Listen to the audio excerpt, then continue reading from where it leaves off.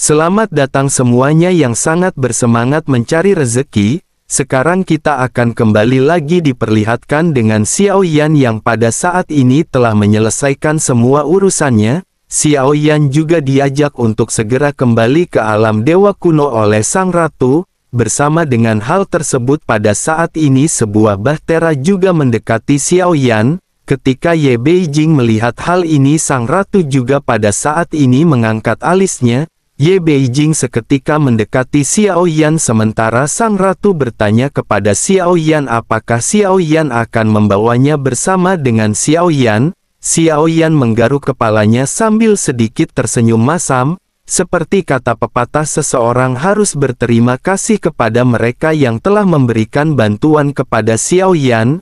Ye Beijing telah banyak membantu Xiao Yan di alam iblis keabadian kuno dan jika tidak Xiao Yan tidak akan pernah bisa sampai di tingkat seperti ini.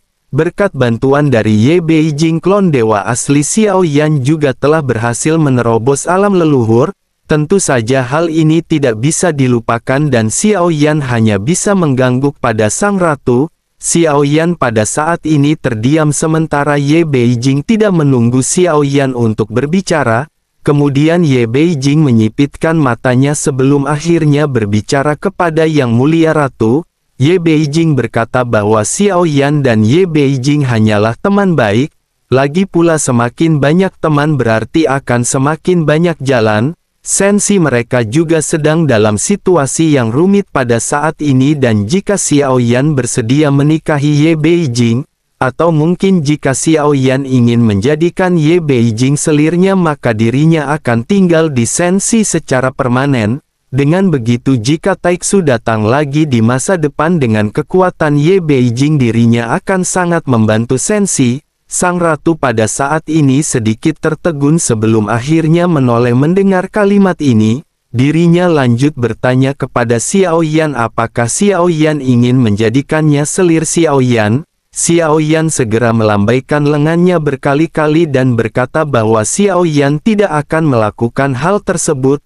Xiao Yan juga telah mengatakan sebelumnya bahwa mereka hanyalah teman baik. Sang ratu pada saat ini hanya terdiam sebelum akhirnya berkata jika Xiao Yan tidak mau maka itu bukan sebuah permasalahan. Sang ratu pada saat ini tampak tidak memiliki ekspresi marah, malah sebaliknya sang ratu pada saat ini mengulurkan tangannya yang seperti batu giok dan segera meletakkannya di hadapan Ye Beijing. Xiao Yan seketika tercengang, begitu juga dengan Ye Beijing. Sang ratu pada saat ini tersenyum dan berkata bahwa selamat datang di Sensi. Dirinya harap Ye Beijing akan memaafkan sang ratu jika mereka tidak memperlakukan Ye Beijing dengan cukup baik. Sang ratu mengangkat kepalanya tersenyum cerah menatap ke arah sosok Ye Beijing. Ye Beijing jelas tidak bisa mengerti apa yang dimaksud oleh sang ratu ini. Keduanya baik Xiao Yan maupun Ye Beijing pada saat ini hanya memiliki ekspresi sedikit membeku. Sesaat kemudian barulah Beijing pada akhirnya segera menjabat tangan sang ratu. Setelah itu sang ratu pun segera berkata jika begitu permasalahannya sebaiknya mereka segera meninggalkan tempat ini. Begitu selesai berbicara sang ratu seketika melangkah maju masuk ke dalam bahtera. Ye Beijing yang sedikit tertegun pada akhirnya segera mengikuti pergerakan dari sang ratu. Sementara itu Xiao Yan pada saat ini mengangkat kepalanya dan mencari sesuatu. Xiao Yan selalu mengingat semua orang di tim Fearless, terlebih lagi dibandingkan dengan banyak orang kuat yang berada di tempat ini. Kekuatan orang-orang dari tim Fearless masih sedikit lebih lemah. Long Yi telah mengikuti anjing neraka berkepala 3 dan kekuatannya telah meningkat. Faktanya setiap anggota dari tim Fearless telah mencapai terobosan dalam kekuatan dengan sumber daya dari alam dewa kuno. Namun jika dibandingkan dengan Xiao Yan mereka masih memiliki kesenjangan yang sangat besar. Bagaimanapun jalan hidup Xiao Yan ini berbeda dan Xiao Yan harus memikul tanggung jawab yang lebih besar. Oleh karena itu kecepatan kultivasi Xiao Yan berhubungan langsung dengan keberuntungan yang dimiliki Xiao Yan. Xiao Yan selalu merasa khawatir, oleh karena itu Xiao Yan segera mengumpulkan semua anggota tim Fearless. Barulah setelah itu Xiao Yan segera bergegas kembali ke alam dewa kuno bersama dengan mereka. Ada juga sosok Xiao Yueli yang pada saat ini mengikuti pergerakan Xiao Yan, meskipun area di sekitar pada saat ini telah dinetralisir dan dibersihkan, tampaknya wajah Xiao Yueli masih dipenuhi dengan rasa kesungguhan. Xiao Yan melihat apa yang tampaknya sedang difikirkan oleh Xiao Yueli. Xiao Yan pun menyentuh kepala Xiao Yueli dan bertanya apakah Xiao Yueli mengkhawatirkan tentang sesuatu. Begitu mendengar suara lembut Xiao Yan, air mata tiba-tiba mengalir di mata merah Xiao Yueli. Xiao Yueli tiba-tiba menjadi seperti anak kecil yang cengeng dan sosoknya segera berbicara kepada Xiao Yan. Dirinya berkata bahwa di dalam perjalanan ke sini klon ayah tidak bernafas dan mereka berkata bahwa ayah telah mati. Selanjutnya Xiao Yueli mengepalkan tinjunya dan dirinya tampak menangis terseduh-seduh. Xiao Yan tiba-tiba merasa patah hati dan segera menyeka air mata di wajah Xiao Yueli. Xiao Yan pun segera menghibur Xiao Yueli dan menjelaskan bahwa ayah memang telah mengalami kematian dan telah hidup kembali. Semuanya telah baik-baik saja pada saat ini dan Xiao Yueli sebaiknya berhenti menangis. Xiao Yueli pada saat ini sesegukan sebelum akhirnya berkata bahwa di waktu kecil, dirinya pernah bermimpi ayah meninggal dan dirinya merasa sangat sedih. Oleh karena itu ketika mendengar kabar sebelumnya dirinya benar-benar sangat takut. Xiao Yan pun segera memeluk Xiao Yueli dan berusaha untuk menenangkannya. Ternyata Xiao Yueli sudah sering bertemu dengan Xiao Yan sejak kecil meskipun itu melalui mimpi.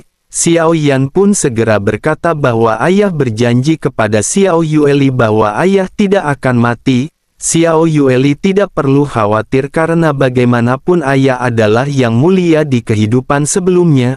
Oleh karena itu bagaimana mungkin ayah bisa mati semudah itu? Xiao Yan memeluk erat Xiao Yueli dan hal ini membuat Xiao Yan merasakan kehangatan di dalam hatinya. Emosi ini juga membuat Xiao Yan sangat tersentuh. Mungkin inilah arti menjadi lebih kuat untuk melindungi keluarga yang dikasihi oleh Xiao Yan. Xiao Yan berpikir bahwa jika Xiao Yan benar-benar mati di dalam pertempuran, Xiao Yueli pasti akan kehilangan akal sehatnya mengingat kepribadian yang dirinya miliki. Hal ini jugalah yang pada akhirnya memberi Xiao Yan keyakinan yang lebih kuat untuk bertahan hidup dan menjadi semakin kuat. Kepercayaan ini sangat penting bagi Xiao Yan.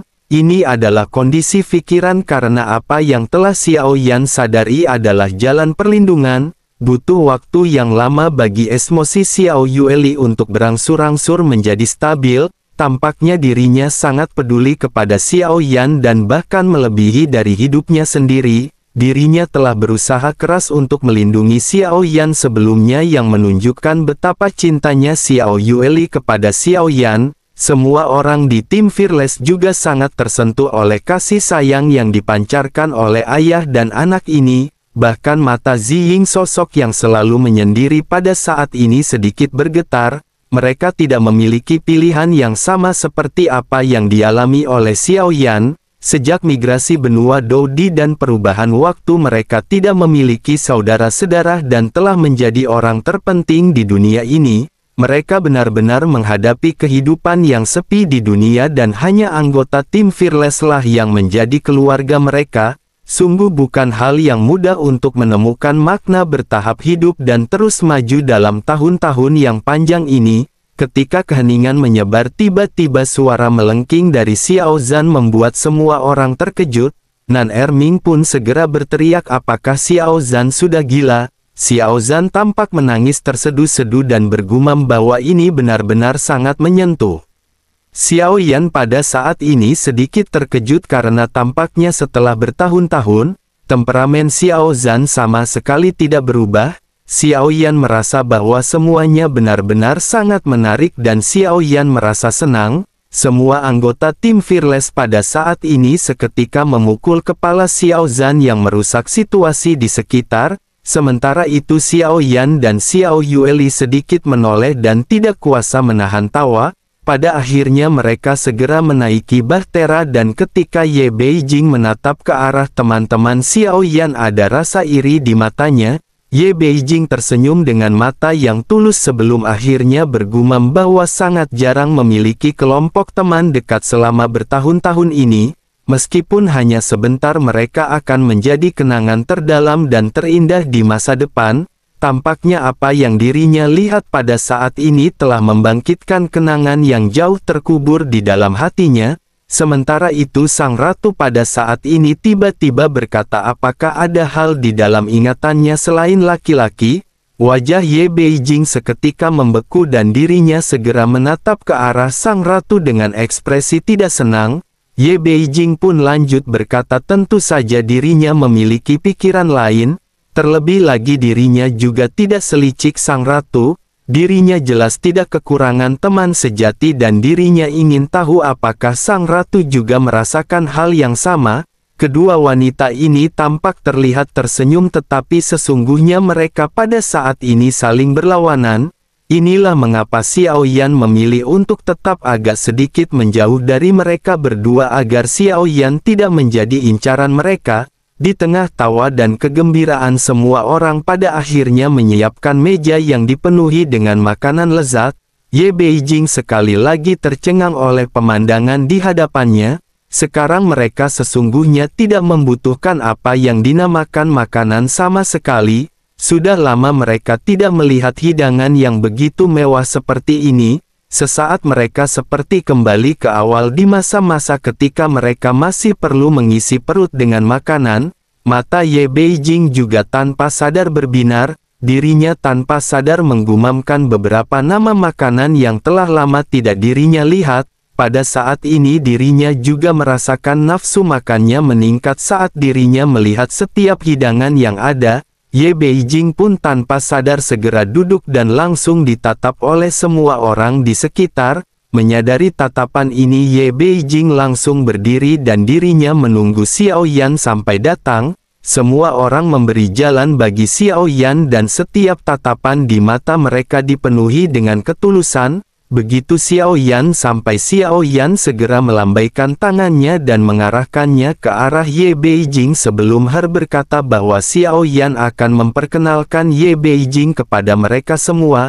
Ye Beijing adalah orang yang kuat yang berasal dari dunia lain. Selanjutnya Xiao Yan mempersilahkan Ye Beijing untuk duduk dan Ye Beijing seketika mengangguk. Sementara itu Xiao Yan lanjut berteriak bahwa mereka sudah lama tidak bersama-sama. Mari mereka makan dan minum sepuasnya hari ini. Tiba-tiba terdengar sorak-sorai dan kegembiraan dari sosok-sosok yang hadir. Perasaan kebersamaan terasa begitu berharga selama tahun-tahun yang panjang dan sepi. Semua orang pada saat ini mengungkapkan senyum yang langka dan semuanya tampak bahagia. Xiao Yan juga tidak terkecuali dan keakraban yang telah lama menghilang pada saat ini kembali muncul di wajah Xiao Yan. Xiao Yan mengambil mangkuk besar berisi anggur dan seketika menatap ke arah sang ratu. Xiao Yan lanjut berteriak, mari mereka bersulang untuk yang mulia ratu bersama-sama. Sang ratu sepertinya belum pernah melihat Xiao Yan dalam keadaan seperti ini. Matanya yang indah sedikit linglung tetapi dirinya segera tersenyum dan mengambil mangkuk yang diserahkan oleh Xiao Yan. Suara tawa pada saat ini bertambah keras dan tidak lama kemudian terdengar bunyi mangkuk anggur saling beradu.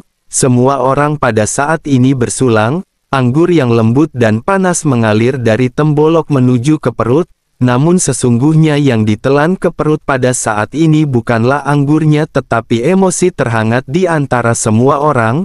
Kata cinta tampaknya akan menjadi semakin berharga seiring dengan berjalannya waktu di tahun-tahun yang tidak berujung ini. Xiao Yan juga sangat menikmati momen ini.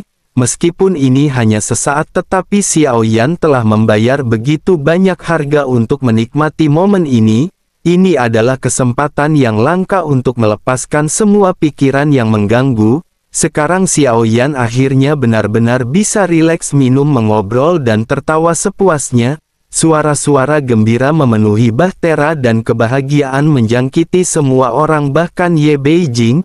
Wajah cantiknya memerah dan matanya tampak kabur. dirinya tidak menggunakan kekuatannya untuk menghilangkan rasa pusing yang disebabkan oleh intisari ini. Semua orang terus-menerus mengobrol dan tawa terus berlanjut, suara semakin keras dan tawa terus menyebar. Xiao Zhan juga tampak pusing dengan mata yang kabur sebelum akhirnya memeluk Xiao Yan dan berbicara dengan keras di telinganya. Xiao Zhan berkata bahwa Tuan Muda Xiao Yan harus lebih sering minum bersama dengan mereka. Mereka semua akan mati di masa depan dan jika hal tersebut terjadi, tidak akan ada yang minum bersama dengan Tuan Muda Xiao Yan. Xiao Yan seketika tertawa mendengar apa yang baru saja dikatakan oleh Xiao Zhan. Xiao Yan lanjut mengangkat gelas anggurnya dan berkata bahwa jika mereka semua mati apa gunanya Xiao Yan hidup. Jika begitu Xiao Yan akan bereinkarnasi dengan Xiao Zhan dan yang lainnya dan memulai hidup baru lagi. Xiao Yan lanjut tertawa terbahak-bahak bersama dengan sosok-sosok lainnya dan tidak diketahui apakah ini karena pengaruh alkohol atau pikiran dan batin Xiao Yan. Tetapi saat Xiao Yan tertawa mata Xiao Yan pada saat ini juga tampak terlihat memerah. Xiao Yan juga lanjut tersenyum dan bergumam bahwa Xiao Yan hampir saja melupakan mereka semua. Xiao Yan benar-benar rindu kepada ayah saudara laki-laki pertama dan saudara laki-laki keduanya. Xiao Yan tidak tahu kapan Xiao Yan tidak lagi memiliki ayah dan saudara laki-laki. Xiao Yan pada saat ini merasa bahwa seolah-olah seluruh hidupnya telah berlalu dalam waktu sekejap. Semua yang telah dialami oleh Xiao Yan pada saat ini tampak benar-benar terasa seperti sebuah mimpi. Xiao Yan terus mabuk karena anggur dan ketenangan yang telah lama menghilang membuat hati Xiao Yan merasa lega. Lalu singkat cerita setelah terbangun dari mimpinya Xiao Yan menggelengkan kepalanya. Xiao Yan tidak tahu berapa lama waktu telah berlalu dan alkohol berubah menjadi kabut putih dengan cepat menghilang dari tubuh Xiao Yan. Semua orang dari tim Fearless masih terbaring di atas meja dengan wajah memerah. Tampaknya mereka pada saat ini benar-benar telah tenggelam ke dalam mimpi yang begitu dalam. Xiao Yan dengan lembut menyingkirkan lengan Xiao Zhan yang pada saat ini masih melingkari bahu Xiao Yan. Bersamaan dengan hal tersebut sang ratu pada saat ini sudah berada di sana dan menyeduh teh hangat untuk Xiao Yan. Tampaknya sepertinya Yang Mulia Ratu bahkan sudah menghitung kapankah Xiao Yan akan bangun. Sesaat kemudian sang ratu pun dengan lembut segera berkata sebaiknya Xiao Yan mendekat dan minum secangkir teh hangat. Xiao Yan mengangguk perlahan dan Xiao Yan merasa bahwa wanita ini selalu membuat Xiao Yan merasa tenang. Ketika Xiao Yan berada di dekat sang ratu seolah-olah tidak akan ada terjadi hal serius yang sangat berarti. Xiao Yan pun mengambil cangkir teh yang disiapkan oleh sang ratu. Aroma teh memenuhi udara dan ketika Xiao Yan menyesapnya dengan lembut, Xiao Yan memejamkan matanya sedikit merasakan rasa manis yang muncul setelah rasa pahit. Sementara itu sang ratu tersenyum senang dan bertanya apakah Xiao Yan merasa lebih nyaman sekarang. Xiao Yan membuka matanya menatap ke arah wajah cantik Yang Mulia Ratu tanpa adanya celah. Dengan lembut Xiao Yan pada saatnya segera mengucapkan terima kasih kepada sang ratu. Mendengar hal tersebut sang ratu mengerutkan bibirnya dan mulai berbicara dengan nada tidak senang. Dirinya berkata bahwa ketika mereka bertemu lagi setelah beberapa ratus tahun mereka selalu menjadi semakin jauh. Tidak bisakah Yan memanggilnya hanya dengan namanya saja? Gelar ratu ini diberikan oleh dunia dan dirinya tidak ingin Xiao Yan memanggilnya dengan sebutan Yang Mulia Ratu. Xiao Yan pada saat ini sedikit terdiam dan Xiao Yan merasa bahwa memanggil sang ratu dengan namanya benar-benar agak tidak sopan. Xiao Yan juga telah terbiasa memanggilnya dengan Yang Mulia Ratu. Dengan tersenyum masam Xiao Yan pun berkata bahwa Xiao Yan sudah terbiasa. Sang ratu menatap ke arah Xiao Yan dengan serius dan berkata sebaiknya Xiao Yan memanggilnya dengan panggilan Nanfu. Jika tidak maka dirinya akan marah kepada Xiao Yan. Xiao Yan pun menggaruk kepalanya dan sedikit mengangguk sambil berkata bahwa mulai sekarang Xiao Yan akan memanggilnya dengan sebutan Nanfu. Sang ratu pun seketika tersenyum manis begitu dirinya mendengar persetujuan dari Xiao Yan. Selanjutnya sang ratu pada saat ini segera berkata kepada Xiao Yan bahwa monyong-monyong, pada akhirnya apakah Xiao Yan telah menggunakan kristal butian untuk menghabisi Zhang Misi? Xiao Yan seketika terkejut mendengar kata-kata yang dilontarkan oleh sang ratu. Xiao Yan berpikir tampaknya sang ratu benar-benar tahu mengenai hal ini. Dirinya juga tampaknya tidak hanya tahu tentang keberadaan dari kristal butian tetapi dirinya juga tahu bagaimana Zhang Misi akhirnya dihancurkan. Di dalam pertempuran itu apa yang terjadi benar-benar begitu cepat.